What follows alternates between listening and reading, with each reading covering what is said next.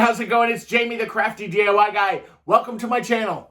Now for today's video, we are actually in my kitchen, and the reason why we're here is because we are going to be talking about this backsplash that you see. Now, you may think that this is ceramic tile, but it's actually from a company called Wall Pops. And I have to tell you, this was such a fun project, and I hope that you will stick around and enjoy the process and check out the before and after pictures. I'm so happy with the way that this turned out. Now, what I love about this peel and stick backsplash tile is that there is no grout and no mess. It is literally peel and stick easy. It is water resistant, it's easy to clean, it's trimmable, it's durable, and it has a strong adhesive to hold it in place.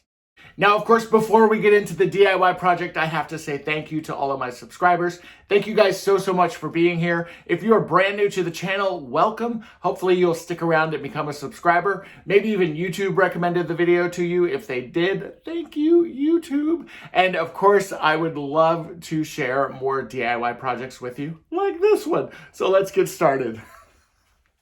Now, many of you know that about 3 years ago, I purchased my very first house.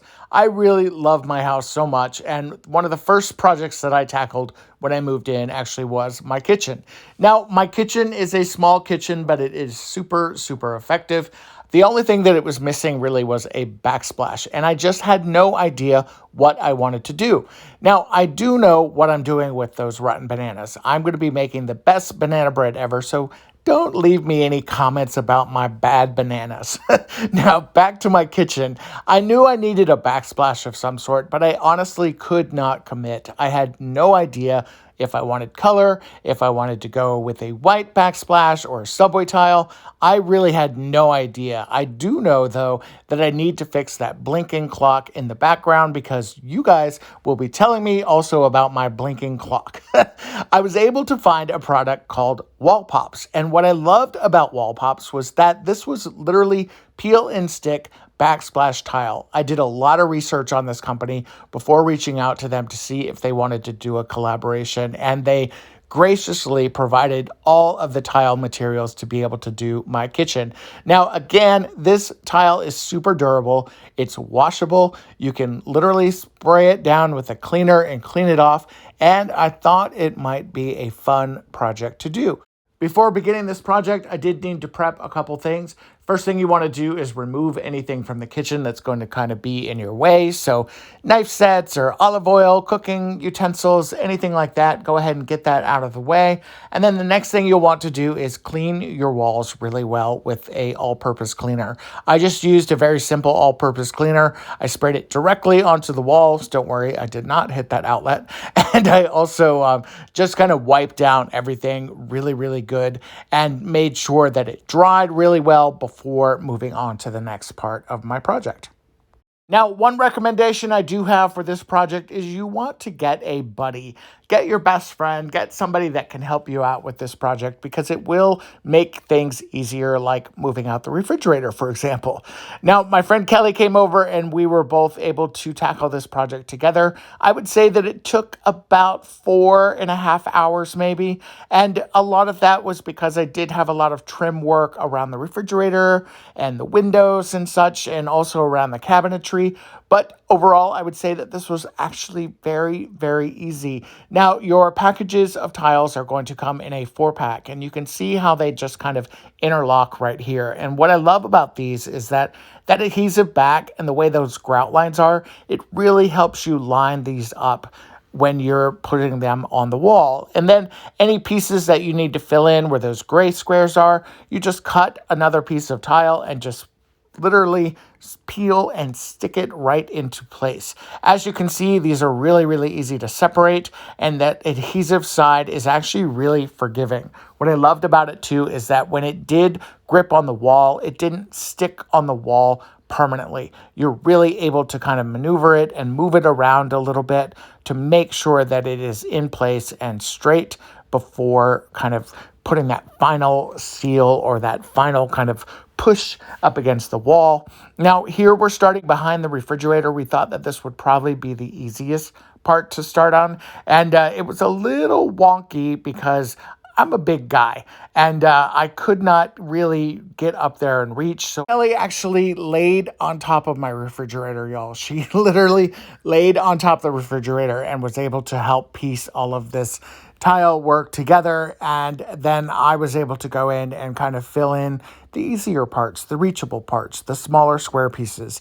And as you can see, they really do fit pretty easily. One pro tip that I want to share with you that I learned along the way: if you are using a paper cut to get a nice precision cut like I'm doing here, go ahead and take your tiles and put them face down on your paper cutter. It will make cutting through these tiles so much easier, and it will give you the perfect line and the perfect cut each time. Now, those precision cuts and measurements are super, super important, because when you are dealing with these smaller areas, kind of like around the windowsill or even maybe around your cabinetry, you are going to want to make sure that you have a nice, sharp, precision cut that's going to fit perfectly. Now, I used my old tile backings to go ahead and make a template, and this was also another way to line everything up properly on my paper cutter and then just to shred it down to the exact size that I need. Also, I think it's helpful if you can grab a couple tools. I grabbed a tool from my other creator project, and it actually helped me out a lot. It helped me get into some of those tight corners and tight pieces. You could even use a credit card if you wanted to for this. So once I started kind of creating my template for around the windowsill, as you can see, it went pretty quick. I was pretty happy with the way this one went. I wish that the grout line wouldn't have been perfectly centered all the way across.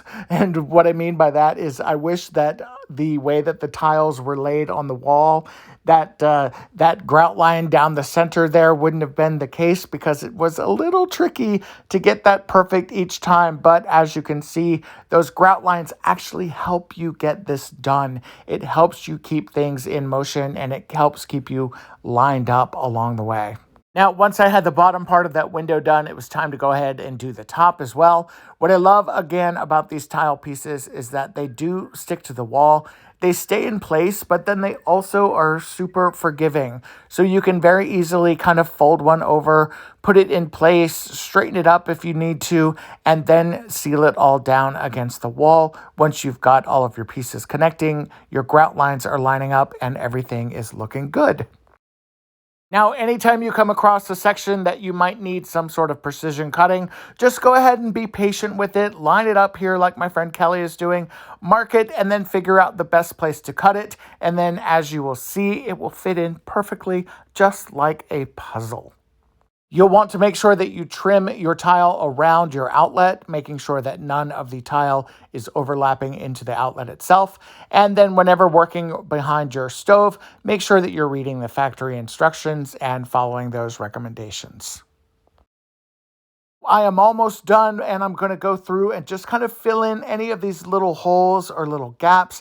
At the top here, where this cabinet is not touching the ceiling, there was a little bit of the paint that was showing, so I just added a tile block in there to give it the look that this was completely tiled, and then my cabinets were laid on top. And then as I'm working my way towards the end here, I am going to take another piece and kind of use that as a template and just cut down my tile to the exact size, and we are almost done. I am so excited with the way this looks.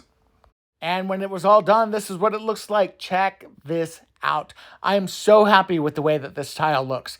To me, this looks like expensive ceramic tile. It did not cost me thousands and thousands of dollars. If I were to pay somebody to come in and do a professional tiling job, I was able to spend time with my really good friend, and we actually had a really good time doing it. I love the way that gray grout really picks up on the gray and black and stainless accents that I have in my kitchen. Again, I am so happy with the way that this looks. Of course, a major shout out to Wallpops. Thank you so much for the tile. Be sure and check them out at wallpops.com. They are an amazing retailer, and they have a huge selection of wallpaper and tiles and all kinds of goodies to really make your home beautiful.